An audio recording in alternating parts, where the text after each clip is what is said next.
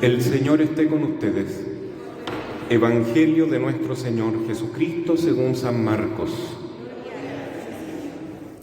Jesús fue con Santiago y Juan a casa de Simón y Andrés. La suegra de Simón estaba en cama con fiebre y se lo dijeron de inmediato. Él se acercó, la tomó de la mano y la hizo levantar. Entonces ella no tuvo más fiebre y se puso a servirlos. Al atardecer, después de ponerse el sol, le llevaron a todos los enfermos y endemoniados, y la ciudad entera se reunió delante de la puerta. Jesús sanó a muchos enfermos que sufrían de diversos males y expulsó a muchos demonios, pero a estos no los dejaba hablar, porque sabían quién era Él. Por la mañana, antes que amaneciera, Jesús se levantó y salió y fue a un lugar desierto. Allí estuvo orando. Simón salió a buscarlo con sus compañeros y cuando lo encontraron le dijeron: «Todos te andan buscando».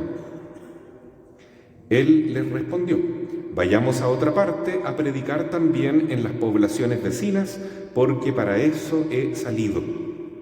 Y fue por toda la Galilea, predicando en las sinagogas de ellos y expulsando demonios.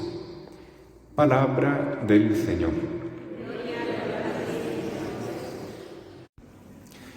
Queridos hermanos, en este Santo Evangelio, en la liturgia de este quinto domingo del tiempo común, queremos, junto a toda la Iglesia, comprender cómo se inicia la evangelización, cómo es el comienzo de la fe.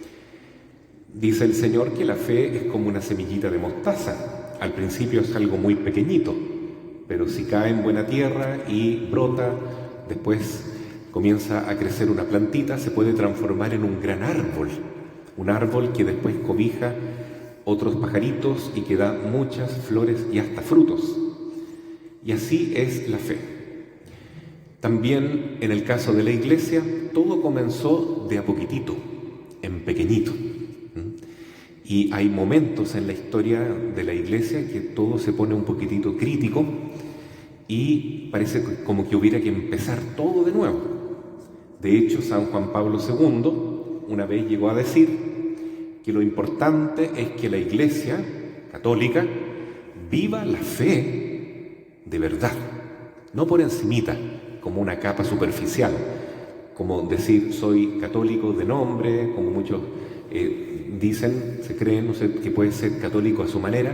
No, decía San Juan Pablo II algo muy cierto: es necesario que volvamos a creer y a seguir a Jesús de verdad, aunque seamos 12 nuevamente.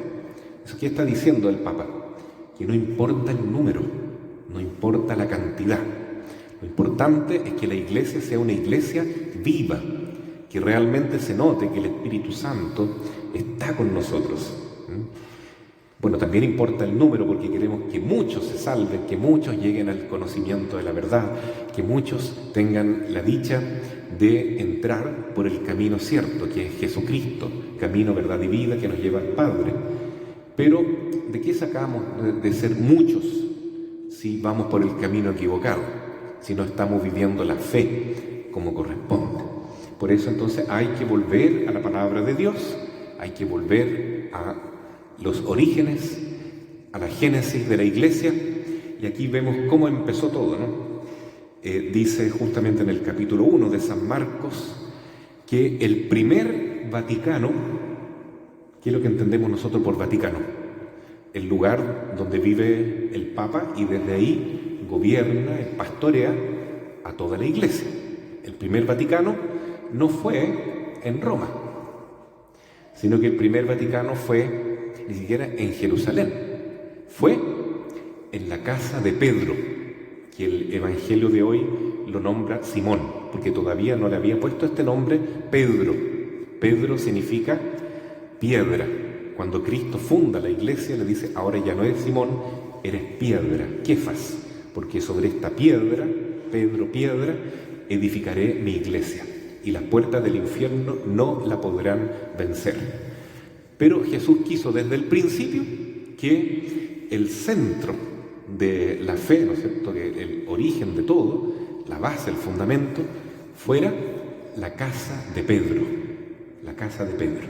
Es una casa que ahora se redescubrió con los arqueólogos franciscanos hace algunos años atrás, que queda a la orilla del lago de Galilea, en la ciudad de Cafarnaún. Ahí vivía Pedro, Simón, dice acá, y su hermano Andrés. Y comienza diciendo el Evangelio que la suegra de Pedro estaba con fiebre, estaba muy grave, muy grave. Vean qué bonito que lo primero que hace Jesús es sanar a la suegra de Pedro. La toma de la mano y al tocarla con la mano, ese gesto cariñoso y también de poder de transmitirle salud y sanación y liberación a la suegra de Pedro, ¿no? La levanta y se le acaba la fiebre. ¿Y qué hace esta suegra de Pedro? Ella se convierte, porque probablemente ella no estaba muy de acuerdo que su yerno, ¿no es cierto?, Pedro, abandonara la casa para seguir a Jesús. Lógico eso, ¿no? ¿A qué suegra le va a gustar que el yerno no proteja a su hija? En este caso, Pedro estaba casado, por supuesto, tenía una suegra. Entonces él era pescador y así paraba la olla, como decimos nosotros popularmente en Chile, ¿no?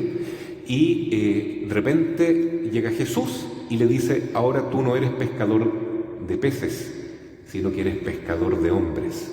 Ven y sígueme. Así es. Y Jesús dijo que quien lo quiera seguir debe abandonar casa, padre, madre, esposo, esposa, hijo, hija, si fuera necesario, para seguirlo a Él, porque nosotros debemos amar a Dios sobre todas las cosas. Y así lo hizo Pedro. Entonces la suegra probablemente se llegó a enfermar de pena al ver qué estaba pasando con su yerno que se había ido de la casa a seguir a Jesús. Y cuando Jesús la sana, milagrosamente, ella se convierte, y dice el Evangelio que a partir de ahí se convierte también en una discípula de Jesús y comienza a servir a todos, ¿no?, dentro de sus posibilidades.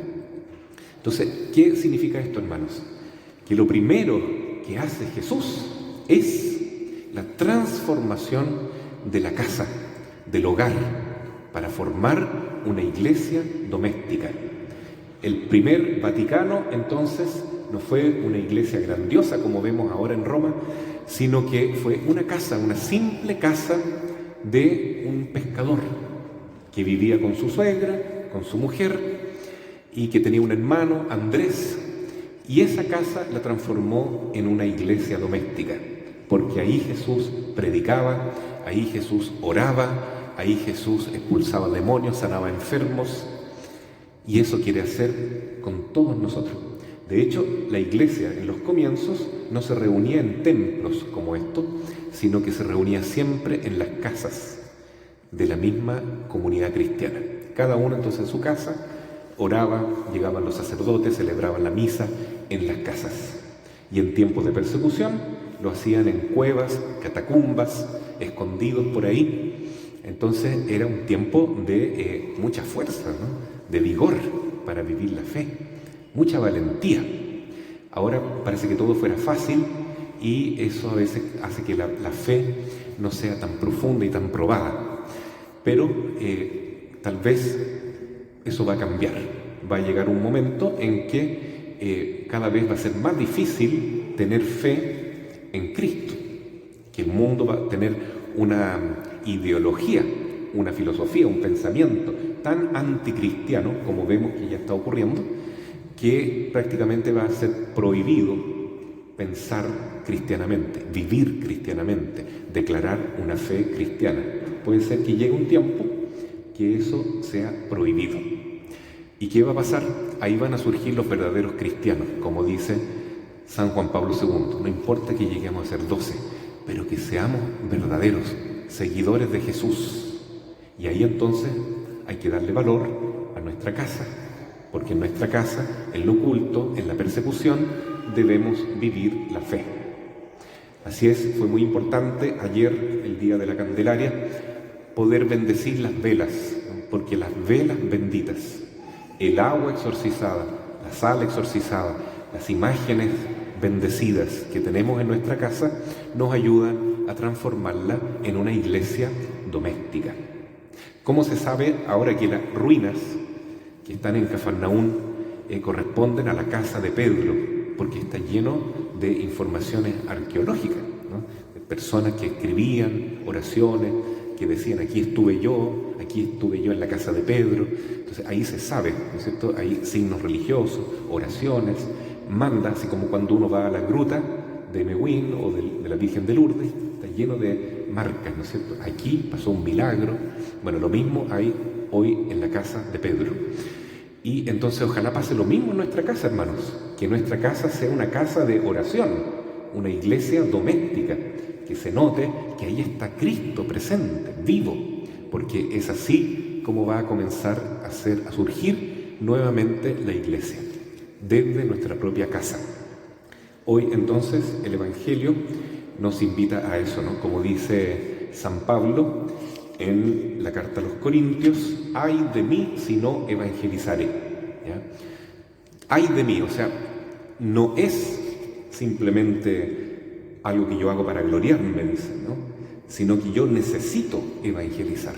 Ojalá a todos nos pase lo mismo, que sea tan grande nuestra fe que necesitemos comunicarla a los demás, partiendo por nuestra casa, por nuestra propia familia, por nuestros vecinos y amigos, porque así se va a renovar la iglesia y también se va a dar ese triunfo del corazón inmaculado de María, nuestra Madre, que ya lo ha prometido, sobre todo en Fátima, diciendo que vendrá un tiempo de paz en la tierra, un tiempo en que la fe cristiana se va a robustecer tanto que habrá un nuevo Pentecostés y todas las naciones, los pueblos, religiones diversas que vemos hoy, todos se van a hacer católicos, van a ser católicos de buen grado, porque será el triunfo del corazón inmaculado de María.